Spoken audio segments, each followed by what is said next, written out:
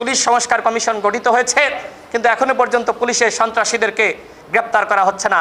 গণহত্যার দায়ে ব্যক্তির যেমন বিচার হবে, সংগঠনেরও বিচার হবে।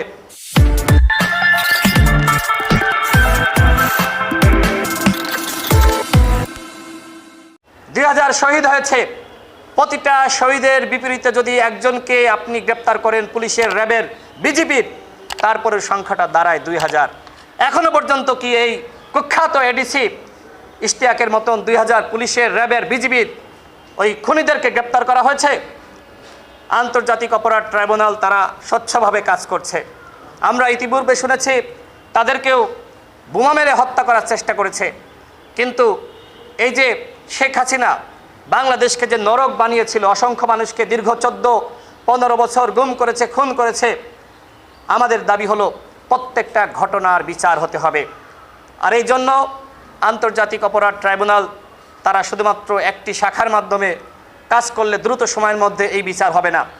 বিচার যত ধীরে হবে এই অপরাধীরা পালিয়ে যাবে, বিভিন্নভাবে বিভিন্ন ছত্রছায়ায় তারা আশ্রয় প্রশ্রয় পাবে।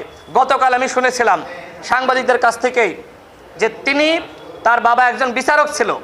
খালেদা জিয়া, বেগম খালেদা জিয়ার, সাবেক প্রধানমন্ত্রী বেগম খালেদা জিয়ার একটি মামলার রায় সে দিয়েছিল তার বাবা, এবং সেই বাবার সন্তান, কুলাঙ্গার সন্তান হলো এডিসি ইশতিয়াক। আমি তার সর্বোচ্চ শাস্তি চাই। আমি শুনেছিলাম গতকাল সে নাকি জামিন পেয়ে যেতে পারে, তাকে বিভিন্নভাবে ছেড়ে দেওয়া হতে পারে। আমার কথা হলো তাকে ছাড়া যাবে না। আরও যারা যারা ভুক্তভোগী রয়েছেন আপনারা আসুন, তার নামে মামলা করুন। এরকম অসংখ্য পুলিশের ক্যাডার, সন্ত্রাসী যারা রয়েছে তাদের প্রত্যেকের নামে মামলা করতে হবে। পুলিশ সংস্কার কমিশন গঠিত হয়েছে, কিন্তু এখনো পর্যন্ত পুলিশের সন্ত্রাসীদেরকে গ্রেপ্তার করা হচ্ছে না। এইভাবে যদি এই সন্ত্রাসীরা মাপ পেয়ে যায় তাহলে গণহত্যার বিচার হবে না। আমার সর্বশেষ কথা হলো, আওয়ামী লীগ যে গণহত্যা চালিয়েছে, এই আন্তর্জাতিক অপরাধ ট্রাইব্যুনাল তার একটি খসড়া বিধান তৈরি করা হয়েছিল। সেখানে উল্লেখ করা ছিল যে গণহত্যার দায়ে ব্যক্তির যেমন বিচার হবে, সংগঠনেরও বিচার হবে। কিন্তু দুঃখের সাথে বলতে হয় সেই সংগঠনের বিচার, সেই ধারাটি, সেই লাইনটি সরিয়ে দেওয়া হয়েছে। কারা এর সাথে জড়িত আমরা সেটি জানতে চাই। যেমনিভাবে শেখ হাসিনার বিচার হতে হবে, উবায়দুল কাদেরের বিচার হতে হবে, ঠিক একইভাবে সংগঠন হিসেবে আওয়ামী লীগের বিচার হতে হবে। আর সেই আমাদের দাবি হলো অবশ্যই আওয়ামী লীগকে নিষিদ্ধ করতে হবে। অন্যথায় আরও এডিসি ইশতিয়াক, হারুন, মেহেদি, কুলাঙ্গার, এদের মতন অসংখ্য সন্ত্রাসী আরও জন্ম পাবে।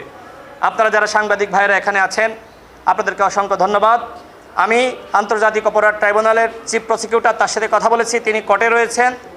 আমি তার দপ্তরে আমাদের অভিযোগটি জমা দিয়েছি। তিনি কোর্ট থেকে আসলে আমি তার সাথে সাক্ষাৎ করব এবং মৌখিক, আমি যেহেতু লিখিত অভিযোগ ইতিমধ্যে জমা দিয়েছি, তার সাথে সাক্ষাৎ করে আমি এখান থেকে বিদায় নেব।